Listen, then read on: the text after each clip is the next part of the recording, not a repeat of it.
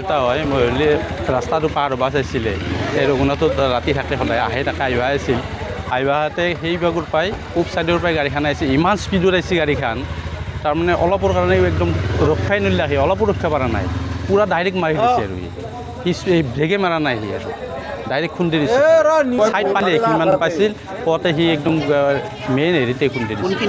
এইটো হাফ কাটা হয় এইটো হাফ কাটা বুলি কয় কি হৈছে মানুহজনে মানুহজনৰ এতিয়া ভৰিৰ দোকানে চিঙছে ক'ত নিব দিছে এতিয়া নিব দিছে গুৱাহাটীত নিব দিছে এতিয়া ক'ত নিব পাৰোঁ এতিয়া পইচা দিগদাৰ হ'ব চাব লাগিব পইচা পাতিটো হাত নাই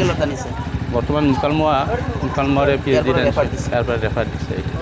কি হয় মানুহজনৰ নাম বানেশ্বৰ তালুকদাৰ কিমান বয়স বয়স 65 মান হৈ গৈছে আৰু ক'ৰবাত কাম কৰে নেকি সেই ৰঘুনাথত ৰাতি থাকে আৰাঞ্চিত ৰাতি থাকে